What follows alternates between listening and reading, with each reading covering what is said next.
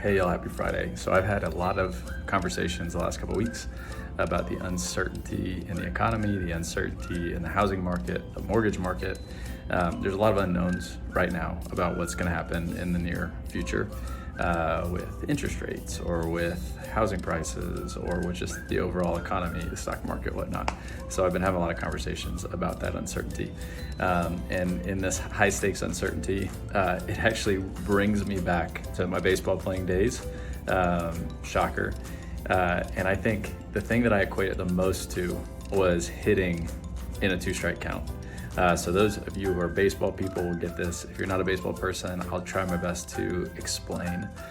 When you're hitting, you get 3 strikes and then you're out, right? So when you have 2 strikes on you as a hitter, that means the pitcher only has to throw you 1 perfect pitch to get you out.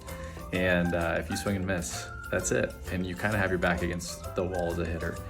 It is the most uncertainty, and it's a lot of pressure, right? There's a lot of eyes on you. Your teammates are depending on you. You want to succeed. You might be fighting for a spot on the team. You get a lot of spectators in the stands. And oh, by the way, the ball is traveling at 90 miles an hour, or it's moving 12 inches if it's a curveball. So how do you deal with uncertainty in a high pressure situation? And I just learned early in my career, I was bad at it. I was a bad hitter with 2 strikes. I would grip the bat too tight. I would try to force it. I struck out a lot.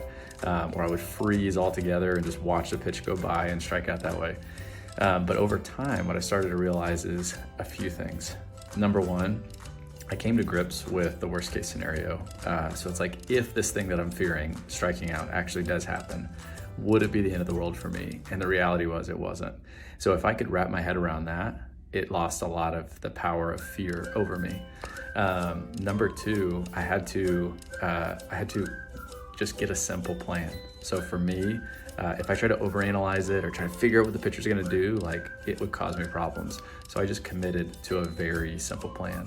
Number 3, I had to relax and respond. So really my only job in that moment of high pressure was to take a deep breath, relax. In baseball, when you grip the bat really tight is when you're bound to not be able to react quickly. It actually slows you down. So in these high stakes moments, whether it be for those of you who are kind of contemplating what to do next financially, or for me with a business in the housing market right now that's ever changing, I need to take a deep breath. I gotta relax so that I can respond appropriately. And then fourth is, I like to think about, hey, flip the script, right? So every challenge is also an opportunity. In my career, I ended up learning that being a 2-strike hitter could actually be my superpower.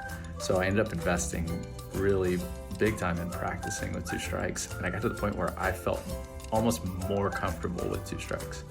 And I was able to flip the script there and turn that around from something that's bad to something that's good.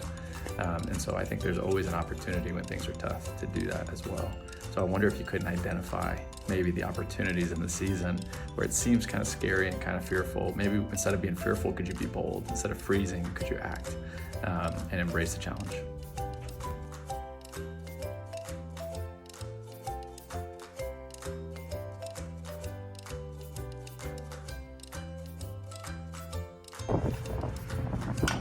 Oh, you got a point.